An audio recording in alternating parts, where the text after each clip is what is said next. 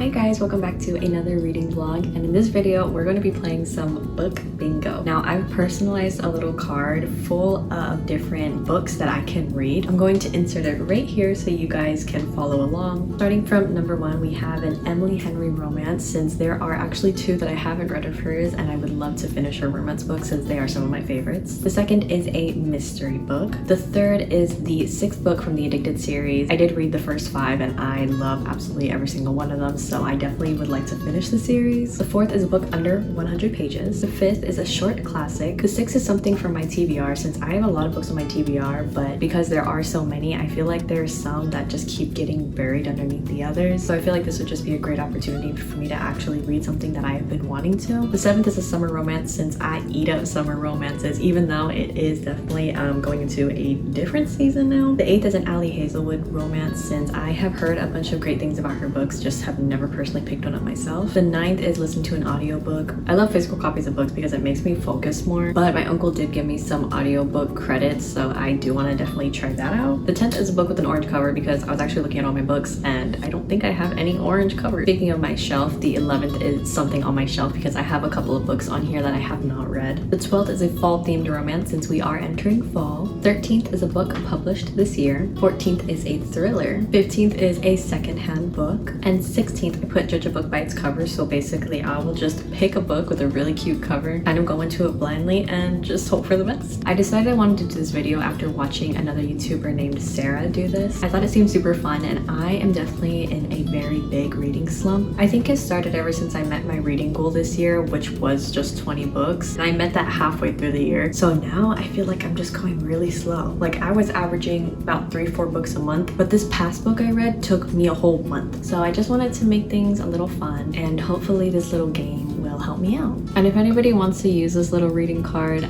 feel free to. I created it around books that would personally spark my interest, but I mean, if it will help you guys read a book or 2, then go ahead. So using Google Spinner, I put 1 through 16, since that's how many books we have on the card, and I'm just gonna go ahead and spin it, and whatever it lands on will be my next read. Here we go.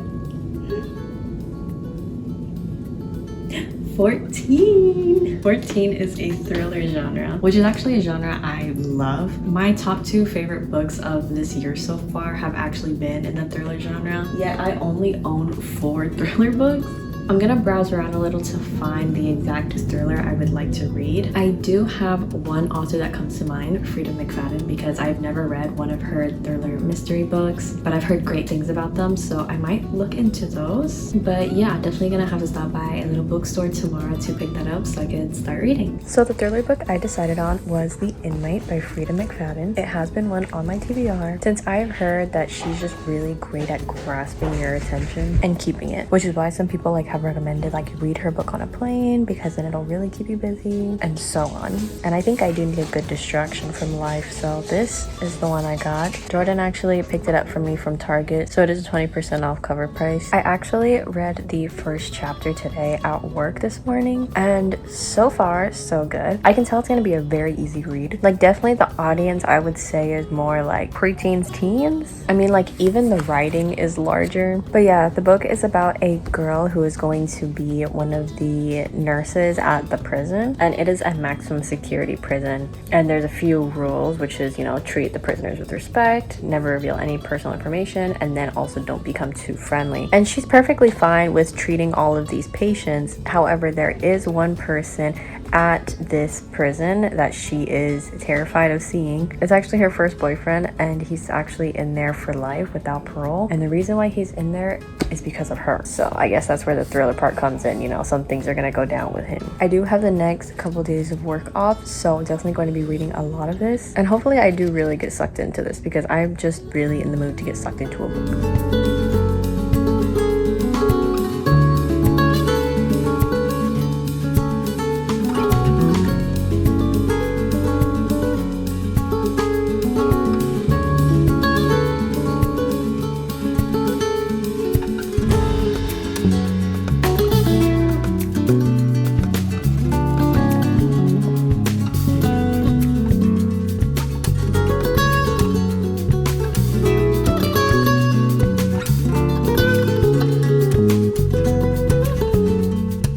next day, the sun's going down. I'm going to be losing light soon, which is why I would like to record it now. But before that, disclaimer, I am sick, which is great for this book because I've been able to read it a lot. But terrible for me, obviously, so if my voice sounds disgusting, just please bear with me. Anyways, I am enjoying this book. It is super fast paced. Currently, it's taking us from the present to the past, specifically one night 11 years ago, which is the night that her boyfriend did something really terrible to her and her friends, which is what is making him serve life in prison. So not only did she have to endure such trauma from him 11 years ago, but now it's like reliving it, because since she's the nurse practitioner at the prison, she's had to have a few encounters with him since he is kind of trouble there and gets hurt a lot. To be honest, I didn't know too much about the book, and I assumed that she was just gonna have to deal with like a lot of crap from him working in the prison, and it was gonna be like super dangerous for her, and that was gonna be like the thriller part, right? But what seems to be happening is him trying to convince her that those things that happened that night wasn't actually done by him, and he is innocent. And it's said by multiple people in this prison that he's very manipulative. However, she can't help but think in the back of her mind, but what if she did send the wrong person to prison? So now it's turned into like a crime mystery, and I'm enjoying it. I'm gonna go ahead and keep reading it, and I should be finished within the next couple of days. It's the next day and I have finished The Inmate. The reason why I was able to finish this book so fast is because I'm sick. Not only am I sick, but I have COVID. Like, who even gets COVID anymore? But yeah, that's why you see all this stuff back here, so don't mind that. So close to the beginning of this book, I had a theory about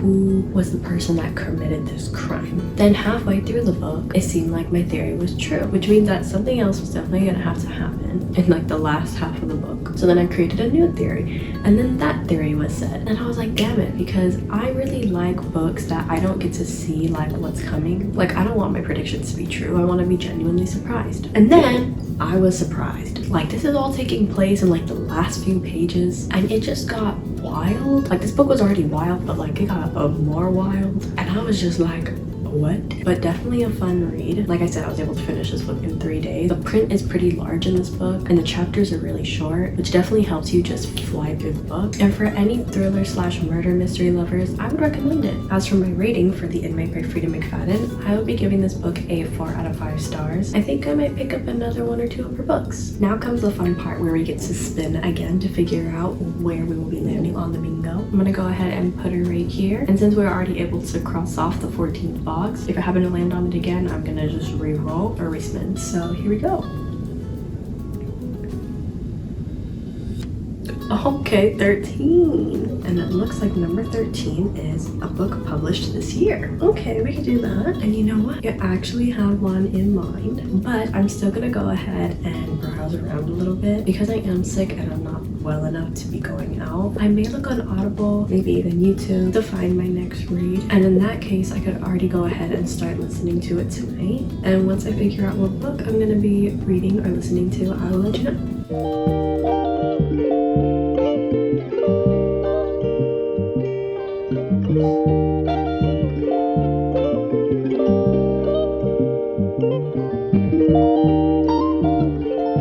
This is Audible. Prologue. We can make a tangible difference in the world. My dad has said he would come. This is a French school.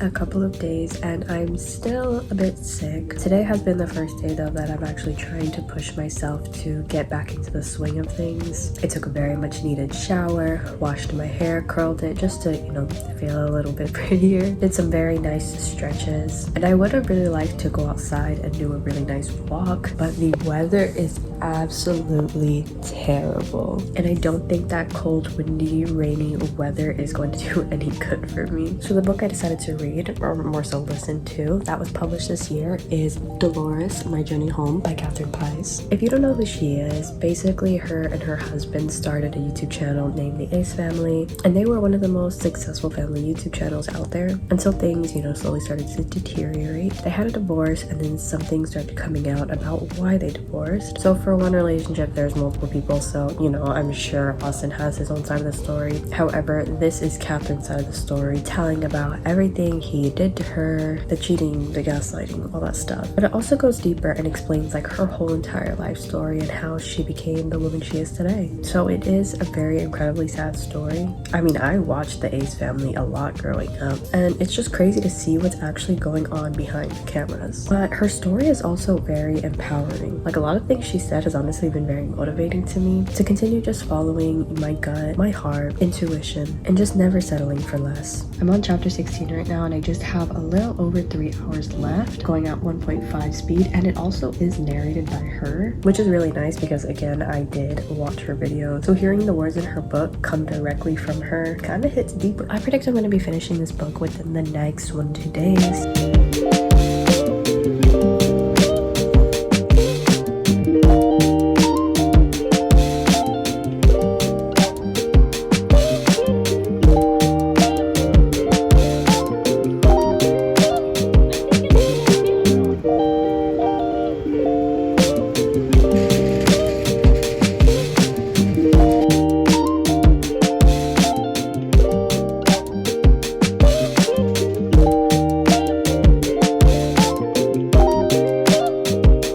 The audiobook for Catherine Pais's Dolores, My Journey Home. Honestly, it was a beautiful book.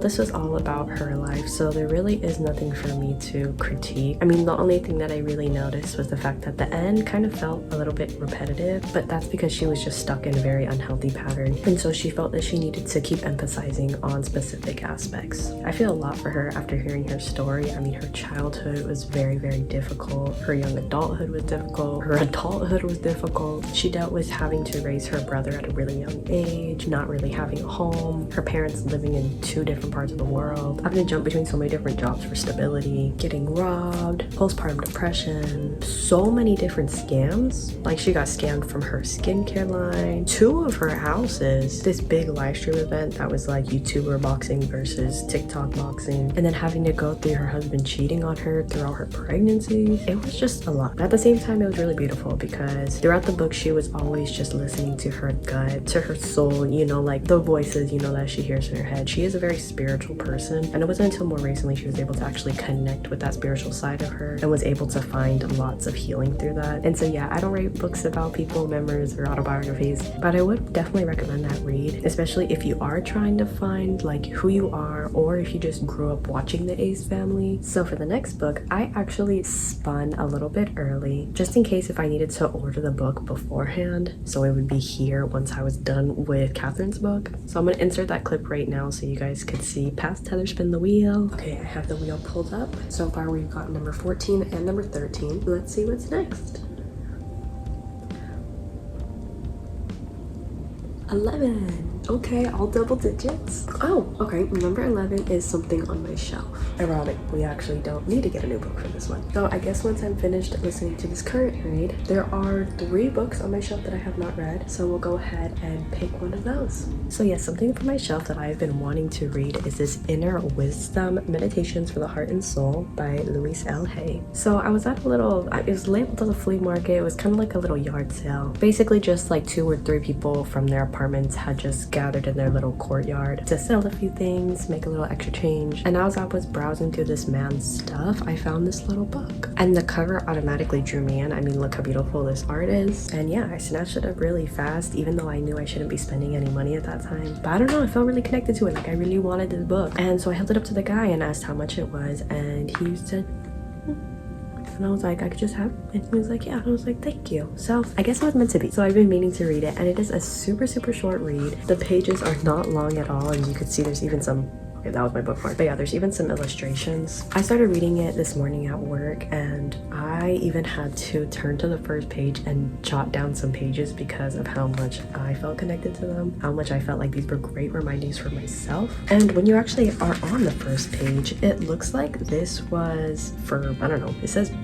daily read for patients. See, so it says like read page 1 and 2 and then review for daily patients. I don't know if this was a little book that somebody used in their, you know, spiritual healing classes and meditations. I really don't know how to explain. I hope you understand what I'm saying, but there are specific pages that are like highlighted, and there's also a date, 12/24/05. Bro, I was born in 05. See, maybe it was a sign. And so throughout the book, there's also sentences that are underlined, little annotations here and there. They're all in pencil, so technically I could erase it, but I don't really care to erase it because they were actually cooking with some of the things that they underlined, okay? But yeah, I decided to make my own little list at the bottom of the page. I just put my name and the date, and then I'm just putting down some of the pages that I would like to go back to. And in the introduction, it says that this would be great to just, when you wake up in the morning, to just go to a random page, and whatever one you land on is what you need to hear for that day. That is the little meditation that you need to be reading. So once I'm done actually going through this book, I'm definitely going to keep it by my bed and read a page every morning. Hopefully I'm able to stick to it. So I'm on page 42 and I'm already halfway through. Definitely going to be a super quick read. I'll be done by tomorrow, and then we'll be able to spin again. And I will definitely include some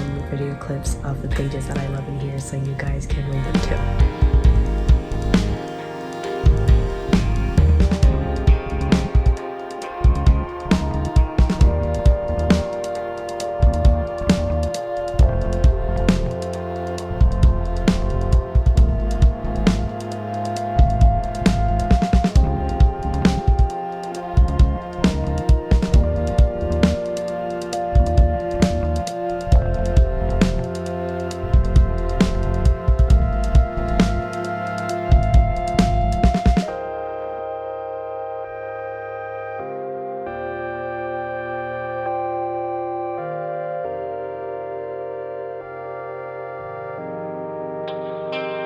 And we're back. I did finish this morning, and I only have great things to say about this. To be honest, I'm gonna give it a 5 out of 5. I'm so excited to actually have it by my bed and be able to pick it up in the morning, flip through it, and then whatever it lands on is just what I need to hear for the day, and it'll just be meant to be. I definitely would recommend this to anybody that needs some healing words. To be honest, I don't even know if this is sold or where it would be sold right now, but the author is Louise L. Hay, and in the back of the book it shows that she has published a lot of work, like in a bunch of different medias. But we are going to move on to the 4th book. As you recall, the last number we landed on was 11. We've also done 13 and 14, and I am hoping, not gonna lie, that this one will be a romance book because romance is my main genre, and the past 3 books I've read have not been romance, which has definitely made me branch out more.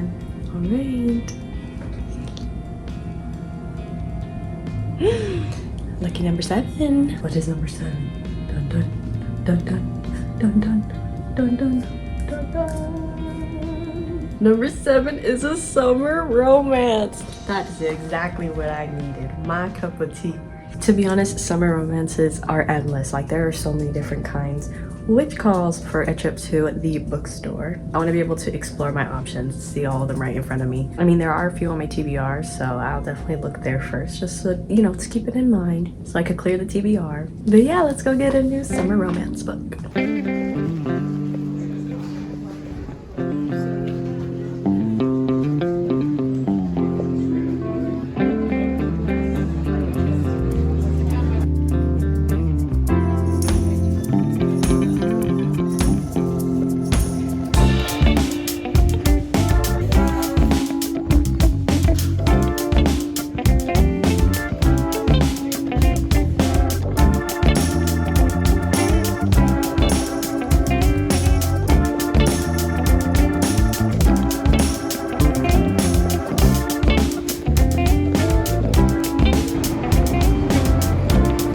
So when I said a summer romance, I didn't actually mean summer romance. I just happened to pick this book by Annabelle Monaghan. Went to the Strand bookstore and I got it for $10.50, which is pretty good. It was a used book, obviously, and that's why there's like the Target sticker on it. There's just like a couple of barely like little flaws, which I don't mind at all. I actually went there wanting to get One Golden Summer. However, their secondhand books for One Golden Summer were like $20. I was like, what the heck? Like for a secondhand book? I mean, they were like still in really great condition, but like still. But yeah, that's why I just went ahead and went with this one. I know she made Nora Goes Off Script. I heard really great things about it, but I've never read any of her books, so this will definitely be a first. So I'm gonna go ahead and start reading this one today, and hopefully it is exactly what I need, because I am just itching and scratching for a good romance story.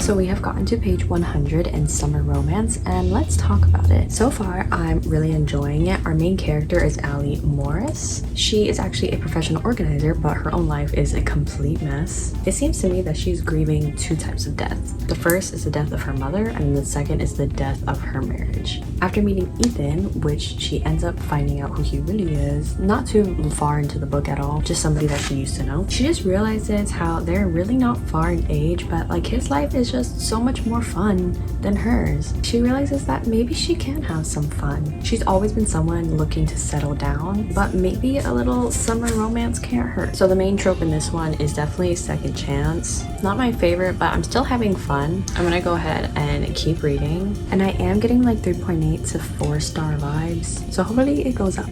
So I think it's been like a week or 2 weeks since I last updated you guys about Summer Romance, but I did end up finishing this book tonight. And also I do want to mention I was in the rain with this book, which is why like it is now falling apart, unfortunately, right here. I was walking home from work and I had my umbrella, but it got so windy and my umbrella completely broke, and I was trying to hide this in my jacket as much as possible, but you know, it just wasn't a good day. We're not gonna talk about it. Anyways, I've been a little conflicted with this book. I mean, the beginning I liked it, the middle did not like it, the end loved it. Now, for the things I didn't like about this book, I mean, for starters, in the beginning there was like a whole relationship with like her best friend, but then once this guy started coming into the picture, like it kind of just stopped. Like there was a good reason for why this friend didn't like them being together, and so I expected for there to be like some type of huge argument, a type of fallout or something, but it seriously felt like she just got replaced with this guy, and then, you know, we weren't really hearing much from her anyways, but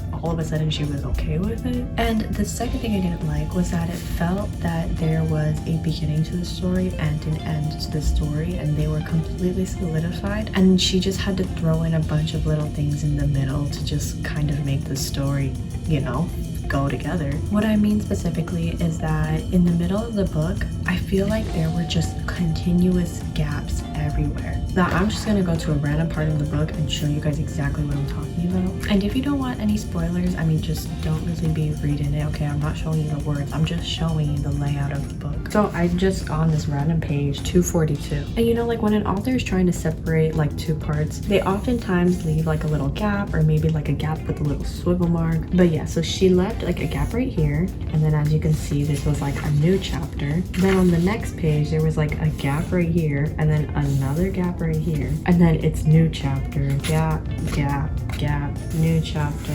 gap. And do not get me wrong, like I love a good short chapter, you know, like the gaps in some of the chapters, like that's really nice sometimes, because you know, you need to separate 2 points. But it just felt like there were so many new chapters plus many gaps within each chapter. I just couldn't really focus on what was going on, because like it would give a scene and then it would be a gap and then switch to another scene, and then a gap and then switch to another scene, and then like new chapter. I just couldn't like stay focused. Like when I was getting into it, like I would just be pulled out. And I hope this makes sense, because it is something that really did bug me in the book. And I think that's why it did take me a couple of weeks to finish this book, rather than, you know, like the previous books in this video, it was taking us like only a few days. But then the end, oh my goodness, I really did like the end. Like I was getting like 3.5, 3.8 star ratings, you know, towards like the middle. But then once like I was getting to the end, like it was getting so good. And let me just say, there is a character that does pass away in this book. And there's been many books that I've read where, you know, characters pass away, or just, you know, characters dealing with grief. But this one like really hit me. I actually got so emotional. I mean, I had makeup on, so I could not let myself cry because I was actually going somewhere. But I was literally like blotting the corners of my eyes, trying not to let the tears fall down. And there's only been one other book that's done that to me, and that is Betrayed by Emily Henry. And specifically because of that, like I feel like I have to give it a higher rating because like she really got to my emotions. As in, the final scene was just perfect. I mean, this could be a spoiler, so again, if you're trying to read this book, well, for this one you might need to, you know, skip like a couple seconds. But I feel like it's so often at the end, like, you know, like there's like a whole proposal and marriage, or they're pregnant, and it's just like you just got together. And for this one, he didn't give her a ring, but he did gift her something that was almost even better than a ring, and it was just so special to me. I just love the message behind it. And you know, like when you're done with a good book and you just like put it down and you just like let out a sigh, like that is exactly what I did. So for summer romance, I think I'm gonna have to give it a 4 out of 5. I think that was just the most balanced rating that I can give it. But yeah, this is the last book in this video that I'm gonna be reading. I really enjoyed doing this book bingo, and here is the final card. We were able to cross off 4 boxes, and I was able to read some pretty cool books. I recommend doing this if you want to get out of your comfort zone. I mean, like I've mentioned before, I'm mainly a romance reader, and actually only 1 out of the 4 books that we read was romance. And who knows if I would have actually ever gotten to those 3 first books that we read. I'm really interested in actually finishing this bingo card even outside of this video, because I feel like there's a lot of great little categories on there and genres, and it just keeps things interesting, fresh. But overall, I hope you guys enjoyed this video as much as I did, and if you guys have any like book related videos that you have in mind and you'd like to see from me, please let me know, because book videos have got to be, if not my favorite, then one of my favorite videos to film, because reading is just a hobby that I adore and I'm so passionate about, and it's also something I think is just so important for everybody to get into. Anyways, I hope to see you guys soon again, and I'll talk to you later. Bye!